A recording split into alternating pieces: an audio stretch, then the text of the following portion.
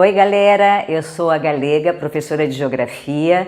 Nossa temática de hoje, espaço urbano. Toda prova de Enem com certeza vai abordar este assunto. Então nós vamos começar por alguns conceitos, trabalhando com sítio urbano. O que caracteriza isso? O marco topográfico, quer dizer onde a cidade está assentada. Beleza! E é claro que esse sítio, ele pode ser avaliado no que a gente denomina como situação. Situação urbana caracteriza duas coisas: origem, que pode ser espontânea e pode ser planejada, mas o desenvolvimento dessa cidade. Esse desenvolvimento muitas vezes vai estar ligado à função, quer dizer, à predominância de uma atividade econômica. Então, muitas vezes nós temos cidades que são classificadas como turísticas, como administrativas, como comerciais. Então, há uma predominância de uma atividade econômica. Ao mesmo tempo, eu também posso observar como existe uma comunicação entre cidades, e nós vamos chamar isso de rede. Rede caracteriza cidades interligadas. Essas cidades interligadas têm uma facilidade no deslocamento de pessoas, de serviços e de mercadorias. Claro que dentro dessa rede vai haver uma preponderância e a gente vai chamar isso de hierarquia, quer dizer, há uma relação de interdependência. Então aqui um desses nós da rede vai ter maior influência. Essa hierarquia, ela foi sofrendo modificações ao longo do tempo, à medida em que a gente passa a ter um mundo altamente globalizado. Ao mesmo tempo, nós podemos observar as formas de aglomerar. Começamos por conurbação, o que significa que eu tenho cidades também interligadas. Na realidade, eu tenho cidades do entorno, nós vamos chamar isso aqui de metrópole, mais cidades do entorno, ou cidades satélites. Quando eu digo a Grande São Paulo, eu estou falando da metrópole mais as cidades da região metropolitana. Então, isso caracteriza uma área conurbada. Quando eu falo megalópole, já é mais o perfil de país desenvolvido. Por quê? Porque eu vou observar aqui uma fusão de metrópoles. É um espaço extremamente urbanizado. O perfil, por exemplo, do território americano, onde nós temos a Boswos, nós temos a Sansan, a Chipets, são grandes áreas de fusão de metrópoles. Mas, ao mesmo tempo, eu também posso aplicar esses dois conceitos, megacidade e cidade global. Quando eu falo de megacidade, eu estou falando de quê? De quantidade. Então, aqui eu vou observar quando ela tem mais de 10 milhões de habitantes. Quando eu falo de cidade global, eu estou falando muito mais de qualidade do que de quantidade. Então, eu estou falando do grau de influência. Em geral, isto aqui vai apresentar sede de multinacionais, sede de bancos, bolsas de valores. Então a gente dá uma ênfase à influência principalmente econômica. E aí tu podes observar cidades globais que podem ser classificadas como alfa, beta ou gama, dependendo do grau de influência. Ao mesmo tempo, nós também podemos avaliar que neste espaço urbano existe uma segregação. O que é segregar? É separar. Nós conseguimos ver aquela cidade formal, com planejamento, e aquela cidade dentro da informalidade. Então isso te gera a segregação socioespacial. E aí algumas expressões vão estar ligadas a essa segregação. Uma delas é periferização. A periferização, na realidade, é a horizontalidade da cidade.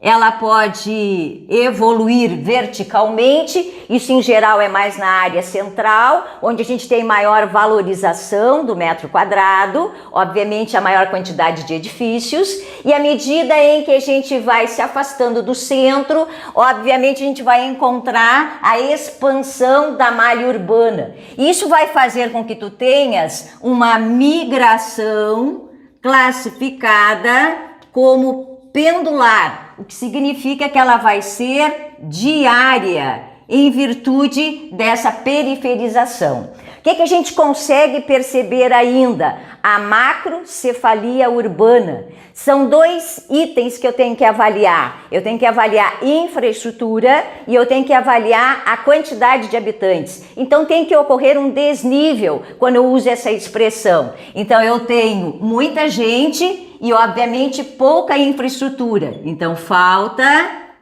infraestrutura e eu associo isto a excesso de população. Então, falta infraestrutura devido ao excesso populacional. Isso também vai estar ligado à especulação imobiliária, à valorização do metro quadrado, dos espaços existentes. E a gente sabe que essa especulação ela não é só de área central, ela vai aparecer também em áreas periféricas. E isso vai nos levar a um outro fenômeno chamado gentrificação. É quando eu tenho áreas periféricas que entram num processo de enobrecimento, o que significa que eu vou ter uma maior valorização de determinadas áreas. Não seriam em áreas centrais, e sim em áreas mais afastadas, aonde eu tenho a instalação de um condomínio fechado, de um shopping, quer dizer valorização. Então isso caracteriza o que nós chamamos de enobrecimento urbano. E isso vai fazer com que eu afaste aquela população mais vulnerável. A população menos assistida não tem condições de se manter nesse local que enobreceu. Em função desse inchaço urbano, porque isso vai caracterizar um inchaço, nós vamos entrar num processo chamado desmetropolização. O que significa que as metrópoles vão continuar crescendo, só que num ritmo menor. A gente consegue perceber um aumento no crescimento da população das cidades de porte médio, em função da chamada guerra fiscal, quer dizer, a guerra dos lugares, aqueles lugares que oferecem incentivos fiscais para a instalação de indústrias. Então, a desmetropolização significa crescimento menor das metrópoles, em função justamente de tudo isso aqui que acontece, ó, da migração pendular, da periferização, da macrocefalia, da especulação imobiliária e da gentrificação. Então, desmetropolização, crescimento menor de metrópoles e, consequentemente, um crescimento maior das cidades de porte médio.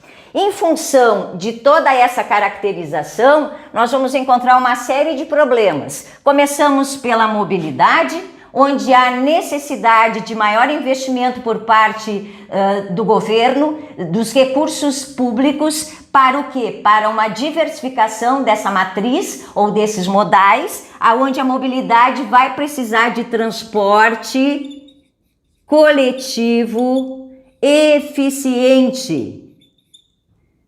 Então, ele se apresenta deficiente, necessariamente eu vou precisar de planejamento urbano. A ocupação irregular, justamente por quê? Porque eu tenho a especulação imobiliária. Então, aqui eu tenho a ocupação em encostas, isso vai gerar muitas vezes deslizamentos, trazendo tragédias anunciadas, ou então a ocupação de margens de rio. Isso vai te levar a um assoreamento, então ele vai perdendo profundidade e pode ocorrer transbordamento. As enchentes são bem comuns. E tem dois fenômenos aqui, ó, ligados justamente ao aspecto da malha urbana, que é a inversão térmica, quando eu tenho aquela camada de ar frio que estaciona próximo à superfície. Por quê? Porque eu tenho excesso de poluentes associado ao inverno, que vai deixar o ar mais pesado e mais denso. Então, isto aqui significa camada de ar frio estacionada próximo à superfície, devido a quê? Aos poluentes. Então, eu vou ter dificuldade, por exemplo, na qualidade do ar. Consequentemente, eu vou ter que adotar algumas medidas que podem ser paliativas, tipo rodízio de carros, pedágio urbano, ou apostar em planejamento urbano, principalmente em transporte de massa, que seja menos poluente e mais eficiente. A mesma coisa a ilha de calor, quando eu tenho um aumento da temperatura e um aumento no índice pluviométrico na área central, quando eu comparo com a periferia e com uma zona rural. Então aqui o centro sempre é mais quente e mais chuvoso. Então há uma alteração do ciclo hidrológico. Isto aqui em área central. Além disto, a gente vai encontrar a chuva carregada de acidez, que vai te trazer um processo de corrosão, correto? Alterando, obviamente, a estrutura metálica de pontes, também uma corrosão ocorrendo em monumentos, inclusive aqueles fundidos a bronze, e tu vais observar ainda a tua alteração para o solo e para a vegetação. Então é bastante comum a acidificação de lagos e de solos. E aí vais observar a deposição do lixo, quer dizer, a forma inadequada de como eu faço o destino desse lixo. Então ainda é bastante comum no Brasil os lixões. Os aterros nem sempre são de formas adequadas, como os sanitários, e há uma necessidade de trabalhar com uma política de coleta seletiva. Para a gente fechar, quando a gente avalia esse espaço urbano em relação ao Brasil, nós sabemos que a nossa urbanização ela foi rápida.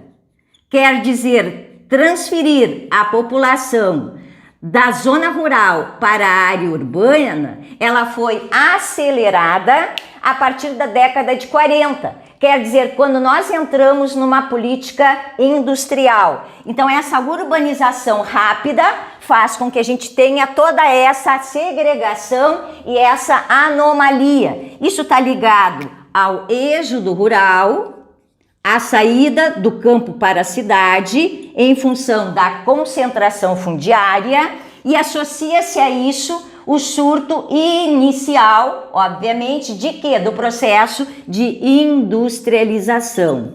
Então aqui a gente fez uma análise relacionada com o espaço urbano. Gostou? Então faz um like aí no nosso canal Delta Medicina Online.